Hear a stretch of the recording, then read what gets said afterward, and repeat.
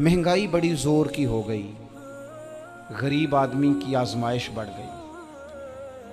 हमेशा महंगाई से गरीब लोग मुतासिर होते हैं। अमीरों की तो चीज़ें महंगी हो जाती हैं, वो तो सिंगल उन्होंने जमा की होती हैं, महंगी होती हैं तो डबल में बेचते हैं। गरीब पिसता है। लेकिन दुख की बात यह है कि हम एक दूसरे का साथ नहीं देते, मकरूज ज़हनी अजियत का शिकार है। 3 दिन है ना ईद के, तो एक जोड़े से भी गुजारे जा सकते हैं। हमने इस ईद पे कोशिश करनी है कि हमारी गली में, हमारे मोहल्ले में, हमारे दाएं बाएं थोड़ा सफ़र करें, बच्चों को देखें, सरकारी स्कूल से निकलते बच्चों को देखें, मसाजिद मदारस से निकलते बच्चों को देखें। हम ना एक एक दो दो का साथ दें। ये जितनी सियासी जमातें काम कर रही हैं, जिनकी हुकूमत थी, जिनकी है, पता नहीं कल किसकी आएगी। मैं तो ज़ाती तौर पर इनसे पूरा मायूस हूँ। मुझे तो नहीं लगता कि जितने लोग आज तक हुकूमत कर चुके हैं, बार बार आते हैं या पिछली हुकूमत गई है, इनके पास कोई प्लान ही नहीं है। ये तो बेचारे एक दूसरे की टांगें खींचने के अलावा ना कुछ कर सके हैं, ना उम्मीद है कुछ करेंगे। लेकिन गरीब की तकलीफ़ बढ़ गई है। मेरे पास 20 लोग आते हैं, आते तो वो दुआ का कहने हैं, आते तो सिर्फ ये बताने हैं कि इस मुश्किल में हूँ, दुआ करना। लेकिन दोस्तों, लोगों की बातें सुन के बड़ी तकलीफ़ होती है। हम क्या किसी की मदद कर सकते हैं? हमारे लिए तो मदारस चलाने मुश्किल हैं, लेकिन लोग अजियत का शिकार हैं। ज़हनी कर्ब के नीचे लोग आ गए, इतनी बड़ी अजियतें खड़ी कर दी गई हैं। थोड़ा थोड़ा देखो, 2 का खाना 3 भी तो खा ही सकते हैं ना, 3 का खाना 4 भी तो खा ही सकते हैं ना। मेरे महबूब ने हमें ये नहीं कहा था ज़्यादा गोश्त पकाना, बल्कि रसूल पाक ने तो रंग ही बड़ा सादा दिया है। करीम ने फरमाया, आयशा शोरबा ज़रा ज़्यादा कर लो, पड़ोसियों को भी सालन दे देंगे। थोड़ा शोरबा ज़्यादा कर लो, इसी को बढ़ा लो, थोड़ा शोरबा बढ़ा लें, थोड़ा थोड़ा एक दूसरे की मदद करें, दस्त शफ़क़त रखें। गलियों में सुनसान लोग, अब तो लोग एक दूसरे से दुख भी नहीं कहते, वो कहते हैं देना किसी ने है कुछ नहीं, और तमाशा अलग से बन जाएगा। दोस्तों, हमने खुद एक दूसरे का हाथ बटाना है। जो लोग साहिब सरबत हैं, देखो, एक ही बाप की औलाद होती है, एक को अल्लाह बड़ा नवाज देता है, 2-3 कमज़ोर रह जाते हैं। उसको चाहिए वो दूसरों पे दस्ते शफ़क़त रखे। एक गली में सारे लोग एक ही कबीले के, एक ही इलाके के, एक आगे निकल गया है, उसे चाहिए वो दूसरों का ख्याल करे। ये ज़रूरी नहीं कि सामने वाला आपका शुक्रिया भी अदा करे। हज़रत आयशा सिद्दीक़ा रज़ी अल्लाह ताला अन्हा, अम्मा जी एक कनीज़ रखी हुई थी, हज़रत उस्मान गनी ने दी थी कि आपकी खिदमत करेंगी। तो वो कनीज़ कहती है कि अम्मा जी तो मेरी भी रोटियां पका देती थी, वो तो मेरे लिए भी खाने का एहतमाम कर देती थी। लेकिन कोई दरवाज़े पे अगर मांगने आता तो हज़रत आयशा सिद्दीक़ा मुझे कहती इसे खैरात दे आओ। तो मैं कहती अम्मा जी ये काम तो लोग दौड़ के करते हैं और आप ये मुझे कह रही हैं मैं कर दूं? तो हज़रत आयशा फरमाती जब कोई बंदा किसी को देता है तो वो शुक्रिया अदा करता है। मैं चाहती हूँ वो शुक्रिया भी तेरा ही अदा कर जाए, मैंने जो अजर लेना है वो रब की बारगाह से लेना है। तो हमारे यहाँ कुछ लोग समझते हैं कि सखावत सिर्फ रमज़ान में ही करनी है, और रमज़ान में सवाब ज़्यादा है, वरना राशन वंडन वाले लोग को ईदों बाद भी भूख लग दीजिए, ईद के बाद भी उसी तरह ही गरीब के साथ पेट होता है, लेकिन तवज्जो नहीं। इल्म का लुग़वी माना जानने के होते हैं। इल्म हासिल किया जाता है किसी चीज़ की मारिफत को हासिल करने के लिए। जब हम कोई इल्म हासिल करते हैं तो हम ये चाहते हैं कि हमें उस चीज़ के नफ़ा और नुकसान का पता चल जाए। और जब हम दीनी इल्म हासिल करते हैं तो उसका मकसद ये होता है कि हमें रज़ाइल और खसाइल इन दोनों की खबर हो जाए। खैर क्या है, शर क्या है, उसमें तमीज़ का मलका हमें नसीब हो जाए। अच्छाई और बुराई खुलकर हमारे सामने वाज़े हो जाए, ये मकसूद होता है इल्म से। इल्म से, तालीम से मकसद ज़्यादा बातें करना नहीं होता। एक आदमी बहुत ज़्यादा बातें करता है तो शायद बड़ा आलिम है, एक शख्स बहुत ज़्यादा गुफ्तगू करता है तो उसके पास मालूमात ज़्यादा, ऐसा नहीं। बल्कि हज़रत अब्दुल्ला इब्न मसूद रज़ी अल्लाह ताला अन्हु से जब किसी ने पूछा था कि बड़ा आलिम कौन होता है, तो आप फरमाने लगे जो रब से ज़्यादा डरे वो बड़ा आलिम है। और दलील उन्होंने ये दी कि अल्लाह करीम ने कुरान मजीद में फ़रमाया है कि इन्नमा यख्शल्लाह मिन इबादिहिल उलमा, अल्लाह के बंदों में से जो आलिम हैं वो रब से डरते हैं। तो दीनी तालीम, उसकी मालूमात हासिल करने की कोशिश करें, सही करें। कुरान मजीद की एक आयत करीमा का कुछ हिस्सा जो मैंने तिलावत किया, उसमें अल्लाह करीम ने फरमाया अपने महबूब से, कहा वकुर रब्बि ज़िदनी इल्मा, ए महबूब आप मेरी बारगाह में ये दुआ मांगें, आप ये अर्ज़ करें कि ए रब मेरे इल्म में इजाफ़ा कर दे, ए मालिक मेरे इल्म में इजाफ़ा कर दे। बहुत सारी चीज़ें ऐसी होती हैं जिनकी ज़्यादती ठीक नहीं होती, वो ज़्यादा हो जाए तो नुकसान करती हैं, लेकिन इल्म एक ऐसी चीज़ है कि जिसके बारे में रब करीम ने कहा कि महबूब आप दुआ मांगें कि आपको ज़्यादा इल्म दिया जाए। और फिर इल्म एक ऐसी चीज़ है कि कोई भी आदमी ये दावा ना करे कि मैंने अब बड़ा हासिल कर लिया है, मेरी अब तकमील हो गई है, मैं अब मुकम्मल हो गया हूँ। जिनको अल्लाह ने गैब के ख़जानों की कुंजियाँ दी हैं ना, उनसे भी रब करीम ने कहा है कि महबूब आप दुआ करें कि मालिक मेरे इल्म में इजाफ़ा कर दे। तो जब वहाँ तक ये बात है तो फिर आम आदमी को भी चाहिए कि वो अपनी मालूमात में इजाफे का शौक़ पैदा करे। और तीसरी बात ये कि जो हुजूर के इल्म शरीफ पर बात करते हैं वो भी इस आयत से सीखें कि हुजूर का इल्म तो हर रोज़ रब उसमें इजाफ़ा फरमा रहा है, तो हर रोज़ इजाफ़ा हो रहा है। वलल आखिरतु खैरुल लका मिनल ऊला, हर रोज़ तरक्की हो रही है हुजूर के इल्म शरीफ की भी। तो हमारे यहाँ ज़्यादातर लोग बात इसलिए सीखते हैं कि मैं कोई कहीं से मसला सीखूँगा फिर जाके अपनी मस्जिद के इमाम को तंग करूँगा कि वहाँ तो मैं ये सुन के आया हूँ तो यहाँ ये काम क्यों नहीं होता। मैं कोई बात सीखूँगा तो फिर मैं उससे बहस का दरवाज़ा खोलूँगा। इल्म का मतलब ही अपने आप को संवारना है। मालूमात हासिल करने का मतलब ये कि आपके अमल में पुख्तगी आए, आपके किरदार में पुख्तगी आए, आपने जो सीखा है आप उसके मुताबिक अपने आप को ढालें। मुस्लिम शरीफ में मौजूद है, नबी पाक सल्लल्लाहु अलैहि वसल्लम ने दुआ मांगी है, ए अल्लाह मैं उस इल्म से तेरी पनाह मांगता हूँ जो इल्म तो हो पर नफ़े वाला ना हो। जिस बंदे के इल्म ने उसे नफ़ा नहीं दिया, वो कुछ सीख नहीं सका उससे, तो उसका इल्म किसी को क्या नफ़ा देगा। जब खुद से उसने, और सूफिया किराम तो फरमाते हैं कि जो लोग बड़ी मालूमात हासिल कर लें, बड़ी बातें सीख लें, पंचायत में किसी को बोलने ना दें, घर में किसी को बोलने ना दें। बहुत सारे लोग तो उलमा को भी मशवरा देते हैं, बड़ी बातें करे, लेकिन अमल के लिहाज से बंदा ज़ीरो हो तो अहले दिल फरमाते हैं उसकी सोबत से बचो। उसे बड़ा पता है, बड़ी बातें आती हैं, बड़ी बातें आती हैं, बड़ी बातें करता है, लेकिन गुफ्तगू की हद तक तो बहुत बड़ा है, अमल के मामले में सिफर है। बहुत सारे लोग मस्जिद के उजरे में मीटिंग हो रही होती है और वो लंबी लंबी दलीलें और मशवरे दे रहे होते हैं, नमाज का टाइम आ जाए तो उठ के चले जाते हैं, कहते हैं मैं अपने महल्ले दी मसीतें पढ़नी है। कईयों को काम याद आ जाता है। फरमाया कि शख्स के पास मालूमात बड़ी हों लेकिन अमल के मामले में बंदा ज़ीरो हो तो उससे बचना क्यों? इसलिए कि अगर पढ़ा लिखा आदमी बेअमल हो ना तो वो अपनी बेअमली पर भी दलीलें पेश करता है। वो कहता है मैं ये काम नहीं करता तो ये मेरे पास दलील है। वो तो बेअमली को भी मुज़य्यन कर देगा माज़अल्लाह।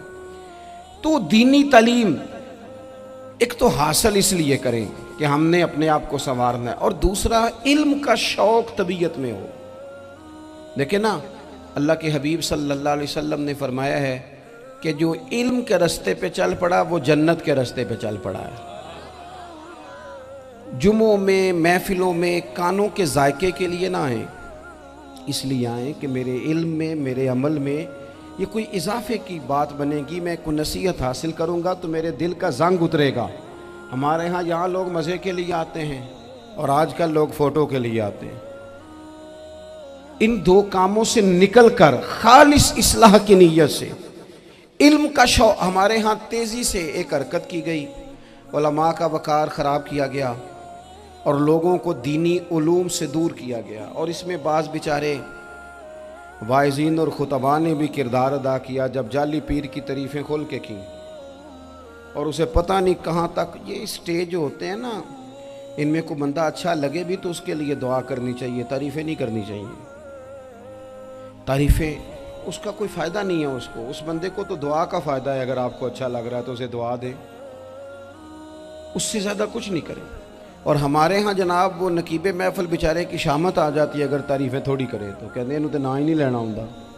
और भाई इसके नाम लेने से आपका कद ऊंचा होता है। तो इल्म और आलिम, इन दोनों चीज़ों से कौम को दूर किया गया। दीनी तालीमात का फुकदान है। जो मैट्रिक तक लोग 60-70 किताबें पढ़ जाते हैं उन्हें भी कुरान पाक ठीक से नहीं पढ़ना आता, दूर किया गया। आप मुझे बताइए, चलें एक मस्जिद ही आप देख लें, उस मस्जिद के अंदर अगर एक तरफ एक आलिम दीन मिशकात शरीफ खोल के बैठे हों, हदीस पाक का दर्स हो रहा है, या बाहर शरीयत खोल के बैठे हैं, फ़िकी मसाइल बयान किए, और उसी मस्जिद में एक बाबा जी जुब्बा पहन के तगड़ा सा बड़ी सी पगड़ी बांध के और 500 दाने वाली तस्बीह लेके बैठे हैं। अब एक बंदा अंदर आता है तो वो किधर जाएगा, आलिम की तरफ के बाबा जी की तरफ? वो क्यों जा रहा है भला बाबा जी की तरफ? वो इसलिए कि हमने उसे ये बताया ही नहीं कि जिस तरह सुभान अल्लाह सुभान अल्लाह सुभान अल्लाह पढ़ना इबादत है ना, इसी तरह दाराबा दाराबा पढ़ना भी इबादत है। उसे हमने बताया नहीं कि जब तक इल्म के रास्ते में रहना भी इबादत है। जब तक उसे ये समझ नहीं ना आएगी कि जिस तरह वज़ाइफ की किताब पढ़ना इबादत है, इसी तरह मिशकात शरीफ पढ़ना भी इबादत है, हदीस बुखारी का दर्स लेना भी इबादत है, मुस्लिम शरीफ की अहादीस पर अपने असातिज़ा से बैठकर दुरूस पाना भी इबादत। जब तक ये पूरा मिजाज देखे ना, नबी पाक सल्लल्लाहु अलैहि वसल्लम ने फरमाया रात की एक घड़ी भर दीन सीख लेना सारी रात नफल पढ़ने से बेहतर है। अब हमें समझना चाहिए कि किताब पढ़ के भी बंदा रब रसूल तक पहुंच सकता है। किताब सुन्नत रास्ता आसान करते हैं, लेकिन हमारे यहाँ क्या मिजाज दिया गया है, बाबा जी के पास चलो, ज़रूर जाएं बाबा जी अगर नेक हैं तो, मना कोई नहीं कर रहा, लेकिन जो सोच हमें हुजूर ने दी है हमने उसी की सोच के मुताबिक अपने मामलात को तरतीब देना है ना। अब एक बात मैंने आपसे पूछी और आपने कहा कौम सारी बाबा जी की तरफ जाएगी। हदीस पाक किस तरह है, अल्लाह के महबूब मस्जिद शरीफ में तशरीफ़ लाए, दोनों जानिब लोगों के हलके बने हुए हैं, लोग बैठे हुए हैं। एक हलके में लोग अल्लाह की याद कर रहे हैं, जिक्र हो रहा है। एक हलके में बैठ के एक आलिम किताब व सुन्नत का दर्स दे रहे हैं, एक सहाबी और बाकी सुन रहे हैं। ख़ास तवज्जो करें नौजवान मेरी बात पर, रसूल करीम सल्लल्लाहु अलैहि वसल्लम दोनों के बीच खड़े हो गए और करीम ने फरमाया दोनों महफिलें खैर की हैं, दोनों ही हलके खैर के हैं। और फिर हुजूर फरमाने लगे मुझे चूंकि रब ने उस्ताद बना के भेजा है, मैं चूंकि मुअल्लिम बन के आया हूँ, यतलु अलैकुम आयातिना व युज़क्कीकुम, मैं चूंकि किताब व सुन्नत की तालीम के लिए आया हूँ। ये लफ्ज़ कहते कहते हुजूर उस जमात में बैठ गए जो दीन पढ़ और पढ़ा रही थी। हुजूर वहाँ बैठे जहाँ बात दीन की हो रही, जहाँ लोगों को अल्लाह रसूल की बात बताई जा रही। तो जुमे में वक्त पे आएँ, अपनी दीनी मालूमात मजबूत करें और अपने लिए मजबूत करें। मैं आपको बड़े दर्द से ये बात अर्ज करता हूँ, अगर दिन में 100 लोग मसला पूछते हैं ना शरीयत का, तो उनमें 95 लोग वो होते हैं जो तलाक का मसला पूछते हैं। वालिद साहब ने, बेटी के वालिद साहब ने 2 महीने पहले ऑर्डर दिया होता है फर्नीचर का। बेटे की शादी हो तो महीना पहले शेरवानी वाले को भी कहना पड़ता है, गाड़ियां बुक करानी पड़ती हैं, मैरिज हॉल बुक, ये सारे लवाजमात हम करते हैं। सारा कुछ किया, गाड़ी से घर बसना है, मैरिज हॉल से बसना है, फर्नीचर से बसना है, हमने सारा कुछ उनको बताया। लेकिन काश 2 घंटे बच्ची किसी मुअल्लिमा के पास जाती, बच्चा किसी उस्ताद के पास जाता, निकाह तलाक के मसले भी सीखते। मैं दावे से कहता हूं अगर हमें पता चल जाए कि 3 तलाकें इकट्ठी नहीं देनी चाहिए, क्योंकि दे दें तो हो जाती हैं, अगर हमें समझ आ जाए कि नहीं देनी चाहिए, ये मसला बयान हो, और ये वाले मसले हम महफिलों में भी नहीं बयान कर सकते, इसलिए कि लोग कहेंगे मसला तो वो बयान करेंगे जिस पे नारे लगेंगे। आप कौम को ये क्या बता रहे हैं? ये तो छोटा आलिम बताता है माज़अल्लाह इस तरह की बातें, तो बड़ी बड़ी को नुक्ते की बात बताएं। वो जिस तरह हमारे यहाँ वो 1 घंटा पहले नहीं कहते तगड़े हो जो मैं जुमला देने लगा, वो पता नहीं जुमला आ रहा है कि एटम बम आ रहा है, तैयार हो जाओ, जो मेरा जुमला ज़ाया ना करना, इधर भाग के चला गया उधर भाग के आ जाओ। अल्लाह जाने वो जिस तरह कभी लगता है ना पटारी से, अल्लाह जाने क्या निकलेगा, मैं जुमला देने लगा हूँ। तो मैं कहता हूँ तू आराम से बैठ के भी जुमला दे दे, तेरे जुमले से क्या निकलेगा। और तू जुमला ना दे, हमें कोई आयत दे, तू जुमला छोड़ हमें कोई हदीस पाक सुना। यानी हर नकीब, हर खतीब, हर नात खा उठ के कहता है सारा कुरान ही हुजूर की तारीफ है। और भाई अगर सारा कुरान हुजूर की तारीफ है तो चंद आयतें पढ़ दे फिर तू भी। तूने पढ़ी तो एक भी नहीं और तू कहता जा रहा है सारा कुरान ही हुजूर की तारीफ है। ये वाली तारीफ भी तो सुनाना कौम को, जो ये बच्चे इनके उस्ताद इन्हें सिखा रहे हैं और ये सीख रहे हैं, इस तरफ भी तो सफर करें। तो मेरे अजीज, अगर लोगों को मसाइल का पता चले तो सैकड़ों घर बच जाएं तबाह होने से, बड़े बड़े घर बच जाएं, लेकिन मसाइल नहीं आते। मेरे पास मसला पूछने के लिए कुछ लोग आ गए तो 4-5 साल का बच्चा भी था जिसके वालिद ने गुस्से में अपनी बीवी को 3 तलाकें दी थी। तो छोटा सा बच्चा, कपड़े भी फटे पुराने, और हालत बता रही थी कि गरीबी है। तो जब मैंने मसला बताया कि 3 तलाकें हो गई हैं तो वापस जाने लगे, तो बच्चा मुझसे कहता है, देहाती आदमी तो कहने लगा, मौलवी साहब मेरी अम्मा ते नानी कहनी असन पूछ के आई आप कि हुण असीं लहदा लहदा ही रहना है। तो उस बच्चे की नौनिहाल की वो कैफियत देखी तो मैं रो पड़ा। मैंने कहा यार ये बच्चा बेचारा माँ बाप के होते हुए ये यतीमों जैसी ज़िंदगी गुजारेगा क्योंकि बाप ने तलाक दे दी। किस तरह मसाइल नहीं बताए लोगों को, तालीम से आगाह ही नहीं किया। और इसमें बहुत बड़ा जुल्म है उन लोगों का भी जो जनाजे पे खड़े होके तो कह देते हैं, मेरी तरह के लोग अच्छे उलमा की बात नहीं करता, वो कह देते हैं देखो जिन लोगों को जनाजा नहीं आता, भैया आपने किस दिन इशा के बाद क्लास लगाई थी जनाजा सिखाने की? ये तो आपने कह दिया लोगों को कुरान जी ठीक नहीं आता। तो यहाँ तो बेचारी बीबियाँ जिनको सही पढ़ना नहीं आता वो मिशन बना लेती हैं कि मैंने इतने 100 को कुरान पाक पढ़ाना है, बेवा हो गई हूँ, तलाक याफ्ता हो गई हूँ, सारी ज़िंदगी कुरान पढ़ाऊँगी। हम क्यों ये मिशन नहीं बनाते, क्यों इस तरफ सफ़र नहीं करते? एक तो दीनी मालूमात में, दीनी उलूम में अपने आप को लगाएं और ज़ौक़ पैदा करें कि जो चीज़ें मुझे नहीं आती मैंने वो सीखनी है, जो मामलात मुझे नहीं आते मैंने उनकी तरफ सफ़र करना है। एक तो अपना ये मिजाज बनाएं। और जब आप दीनी उलूम सीखते हैं तो पता है कौन सा मंज़र कायम होता है? मंज़र वो बनता है कि हज़रत अबू हुरैरा भी दीन सीखा करते थे, हज़रत अब्दुल्ला इब्ने उमर भी असहाबे सुफ़ा में रहा करते थे, हज़रत अनस बिन मालिक भी रहा करते थे। और ऐसा मंज़र बनता है कि हज़रत सैयदा खतीजतुल कुबरा रज़ी अल्लाह तआला अन्हा फरमाती हैं, सैयदा फ़ातिमा हुजूर की गोद में बैठी होती थी और नबी पाक से बातें पूछती थी और हुजूर उन्हें बता रहे होते थे। सैयदा आयशा हुजूर से दीन की बातें पूछती। चौथा हिस्सा हमारी फ़िक़्ह के उसूल हज़रत फ़ातिमा की, हज़रत आयशा सिद्दीक़ा की मरवियात पर मबनी है। अगर हमारी बच्चियां छोड़ दें डाइजेस्ट पढ़ना, छोड़ दें इधर उधर की मूवी देखना और वो किताब व सुन्नत पर आ जाएं तो बहुत सारे मसाइल ऐसे हैं जो उलझने से पहले ही सुलझे हुए हों। दीनी तालीम का मिजाज और ज़ौक़। और दूसरी आयत करीमा मैंने तिलावत की, अल्लाह करीम ने कुरान मजीद में फरमाया, या अय्युहल्लज़ीना आमनू कू अनफुसकुम व अहलीकुम नारा, ऐ ईमान वालों खुद भी दोज़ख की आग से बचो और अपने घर वालों को भी बचाओ। ओ वालिद, वो माँ जो बच्चों को भूख से बचाने के लिए मेहनत करती है, उनको मायूसी से बहुत सारे माँ बाप ऐसे होते हैं जिनके पास कपड़े लेने के पैसे नहीं होते ईद पे। क्यों? अजान शुरू होगी।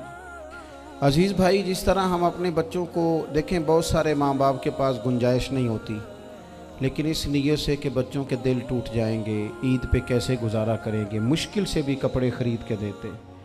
इस तरह हम अपने बच्चों को भूख से, प्यास से, मायूसी से बचाते हैं। इस तरह हमारे रब ने हमारे ज़िम्मे लगाया है कि तुम अपने बच्चों को कोशिश करो दोज़ख की आग से बचाने की। हज़रत उमर फ़ारूक रज़ी अल्लाह तआला अन्हु ने अर्ज़ किया था, या रसूल अल्लाह सल्लल्लाहु तआला अलैहि वसल्लम, इस आया करीमा का माना क्या है? तो महबूब करीम अलैहिस्सलाम ने फरमाया, उमर, जिन चीज़ों का अल्लाह तुम्हें हुक्म देता है, तुम अपने घर वालों को उन चीज़ों का हुक्म दो। जिन चीज़ों से रब रसूल तुम्हें मना करते हैं, अपने घर वालों को उनसे रोको। अपने घर के अंदर निफाज़े दीन करने की कोशिश करो। मेरे भाई, बहुत ज़्यादा आजमाइश है हमारे घरों में, बेचैनियाँ हैं, इस्तराब है, बच्चों में सख्ती है, बहन भाई एक दूसरे के साथ लड़ते हैं, मिजाजों में तलखी आ गई। क्यों भला? इसलिए कि माँ बाप को जो बेहतरीन किरदार और जो हसीन तरीका घर में अपनाना चाहिए था, बच्चे तकरीर बाहर से सुनते हैं लेकिन वो फॉलो अपने माँ बाप को करते हैं।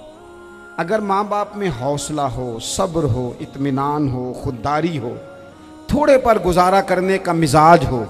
देखे ना, आज डिप्रेशन है, टेंशन है, पैनिक्स अटैक्स हैं, बड़ी सारी चीज़ें आ गई हैं। क्यों भला? सब्र नहीं, तहम्मुल नहीं, बुर्दबारी नहीं। आजमाए। एक दिन एक बच्चा मेरे पास आ गया मदरसे का और आके वो रोने लगा। मेरे घर वाले कहने लगे खाना छोड़ दें, पहले इसकी बात सुन ले। मैंने कहा पुत्र क्या हुआ, किसी ने मारा है किसी उस्ताद ने? कहने लगे नहीं हजरत, घर फ़ोन किया था तो मेरी अम्मा और अब्बा की लड़ाई हो रही है। बच्चा कांप रहा है, टांगे कांप रही। मैंने कहा क्या हो क्या गया तुम्हें पुत्र, लड़ाई हो रही है तो घरों में हो ही जाती है। कहने लगे नहीं, आपको पता नहीं, वो बड़ा सख्त लड़ते हैं। मेरे वालिद जब मेरी वालदा को मारने के लिए आगे बढ़ते हैं तो हम सारे चारपाइयों के नीचे छुप जाते हैं। हमें खौफ आता है, वो मंजर खतरनाक होता है। ये कौन तकलीफ दे रहा है अपने बच्चों को? यहाँ बैठे हमारे यहाँ मीलों दूर रहते थे उसके घर वाले, तो वो तकलीफ में था, तो घर में क्या कैफियत होगी? अगर हौसला हो, सब्र हो, कनात हो, अल्लाह के दिए हुए थोड़े रिस्क पर हमें राजी रहना आता हो, हमारे घरों में सुकून आए, इत्मीनान आए। हम जो ज़िंदगी बड़ी खुशी खुशी गुजार सकते हैं, हमारे मिजाजों का लालच, हमारी तबीयतों की बेराह रवी, हमारी झूठी अना का बुत, उन सारी चीज़ों को ख़त्म कर देता है। अपनी ज़िंदगी के अंदर अगर हम वो किरदार अपने बच्चों को दें, जिस किरदार में मोबाइल भी हो, जिसमें गाड़ी भी हो, जिसमें पैसे भी ला के अब्बा दराज में रखता हो, लेकिन वालिद का घर में मुसल्ला भी मौजूद हो, उसकी कोई तस्वीर भी हो, वो ये भी कहता हो कि खुदा ने अपने फजल से आज 5,000 दिया है तो इसमें 1,000 गरीबों का भी है, इसमें थोड़ा सा मैंने अल्लाह की रिजा के लिए भी रखा है। अगर कोई मुश्किल आ जाए तो वो बाप और माँ को सब्र करता हुआ देखते हो। अगर एक बाप कर बात करे तो दूसरा बर्दाश्त करता हो। खुदारा अपनी औलादों को इस अजियत का शिकार न करो। अपने घरों के अंदर वो खुददारी, वो प्यार, वो वक़ार, वो मोहब्बत, वो अंदाज। आप थके हुए हैं, कोई शक नहीं, आप बहुत सारे मसाइल का बाहर शिकार होंगे, कोई शक नहीं, लेकिन आप बाहर से थक के आए हैं। और अगर आप बाहर अपनी फैक्ट्री के मालिक हैं और दफ्तर के बड़े हैं तो घर में भी तो आप बड़े हैं ना। आपकी माँ भी तो इंतज़ार कर रही है, उसने भी तो दुखड़ा सुनाना है ना आपको। आप ये देखिए कि आपके बच्चे भी तो इंतज़ार कर रहे हैं, वो चाहते हैं कि अब्बा आके बैठे तो हम उनके सीने पे चढ़ के थोड़ा खेलें। आपकी अहलिया मुंतज़िर हैं। कुछ बातें बीवी किसी और से नहीं कह सकती, सिर्फ अपने शौहर से कहती है, लेकिन वो तो आते ही जलाल में आ गए साहब। वो कहने लगे तू बड़ी नालायक है, मैं थका मांदा आया हूं और तूने मुझे कहानी सुना दी है। वो उस खातून से शिद्दत के साथ पेश आने लगे। मेरे रसूल पाक की हयात नूर को देखो, हज़रत उम्मे ऐमन हुजूर की रज़ाई वालदा हैं, उनकी भी खिदमत हो रही है। हज़रत हलीमा सादी आ रही हैं तो खिदमत हो रही है। हज़रत अब्बास हुजूर के चचा हैं तो करीम फरमाते हैं मेरे चचा हैं बाप की जगह पे। हुजूर दोस्त अहबाब सहाबा गुलामों सब के साथ प्यार कर रहे हैं। 9 अज़वाज मुतहरात हैं घर के अंदर, और कैफियत ये है कि हुजूर सिर्फ उनकी ज़रूरतों का ही ख्याल नहीं करते, ख्वाहिशात का ही ख्याल नहीं करते, बल्कि मेरे करीम का तरीका ये है कि कोई बंदा आज बोल क्या रहा है, वो कहाँ खड़ा है, आज उसके जुमले किस तरह के हैं, उसका लहजा किस तरह का हो गया है और उसे ठीक कैसे करना है। महबूब इसका ख्याल फरमाते, तवज्जो करते। मैं कहता हूँ कि हम सबको शौक़ आया है आराम करने का। मैं सुबह 11 बजे से पहले अपने घर से निकल आया था और ये वक्त आ गया है और रात को खुदा जाने किस वक्त घर पहुंचना है। कई दफ़ा कैफियत ये होती है कि गाड़ी से उतरते हैं तो फिर दिल करता है कि कोई उठा के चलाए ना कभी। इसके बावजूद बहुत सारे लोग नाराज़ रहते हैं कि हमसे मिल के नहीं गए, फ़ोटो नहीं खिंचवा के गए, फलानी जगह चाय नहीं पी के गए। ये तसलसल है।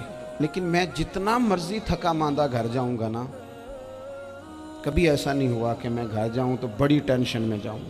मेरी घर वाली एक दिन मुझसे कहने लगी, आपने कभी नहीं कहा कि मैं थका हुआ आया। बंदा थक भी तो जाता ही है ना, कभी कहाँ करे ना। मैंने उसे कहा पता क्यों नहीं कहता? इसलिए नहीं कहता कि मैं नहीं चाहता कि मेरे बच्चे ये कहें कि हमने दीन नहीं पढ़ना, हमारा बाप तो बड़ी मुश्किल में है। हम अपने काम के बारे में अपने घर में शिकवे करते हैं। आप किसी बच्चे से पूछ लें कौन सा काम करना है, कहता जो अब्बा जी कर दे रहे वो नहीं करना। क्यों? कि अब्बा जी हर रोज़ तो कहते हैं मैं बड़ा उलझ गया हूँ, ये काम बड़ा मुश्किल है।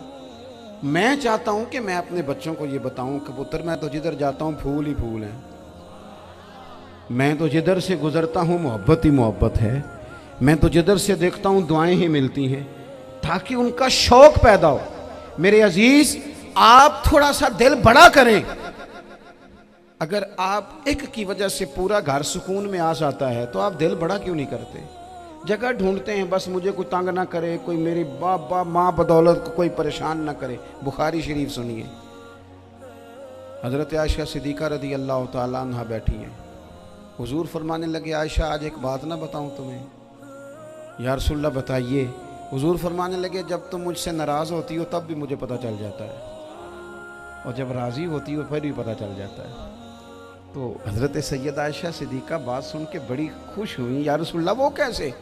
हुजूर फरमाने लगे, कभी कभी तुम कसम उठाती हो। या रसूलल्लाह हाँ। फरमाया जब होती हो ना राज़ी, खुश, तो फिर कहती हो मुझे रब्बे मोहम्मद की कसम सल्लल्लाहु अलैहि वसल्लम। फिर तुम मेरे नाम के साथ रब करीम का नाम मिला के कसम उठाती हो, रब्बे मोहम्मद की कसम। या रसूलल्लाह बिल्कुल ऐसे ही है।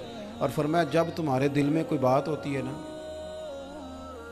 तो फिर तुम कहती हो मुझे रब्बे इब्राहीम अलैहिस्सलाम की कसम, फिर तुम रब्बे मोहम्मद नहीं कहती। ये बुखारी मुस्लिम में मौजूद है। हज़रत आयशा सिद्दीक़ा ने तो बात सुनी तो खिल गई तबीयत, कहने लगी करीम सदके जाऊं, यहाँ तक ख्याल फरमाते हो? किसके जुमले कहाँ पहुँच गए, यहाँ तक ख्याल है? फरमाया मुझे पता चल जाता है कि तुम्हारी कैफियत क्या है, कहाँ खड़ी हो। और भाई हम तो अपनी माँ का भी ख्याल नहीं रखते।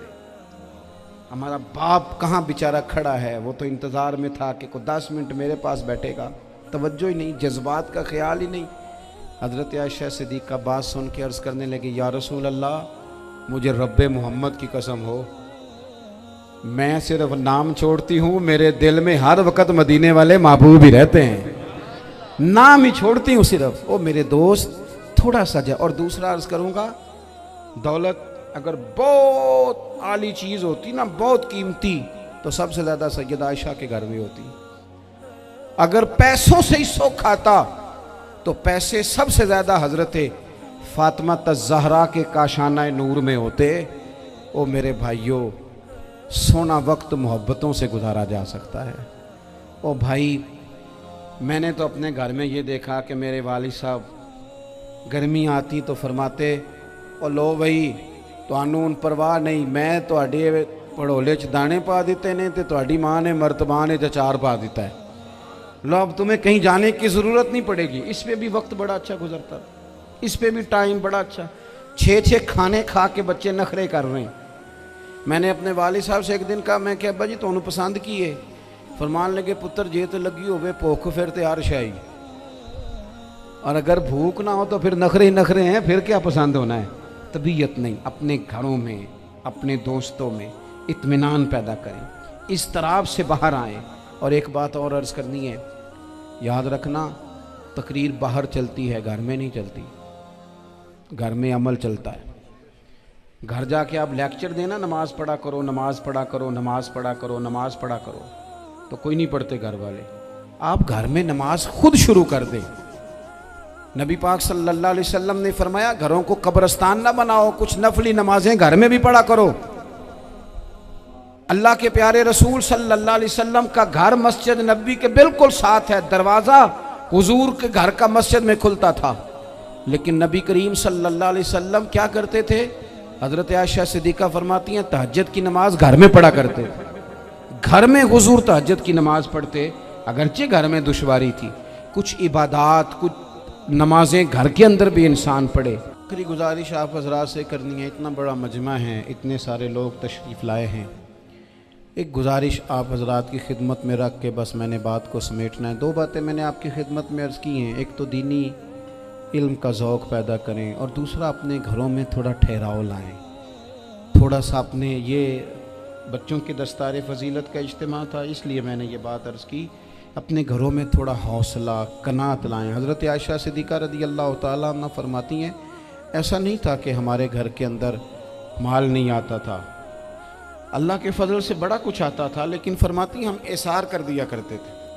हुजूर का मिजाज इसार कर देने का है।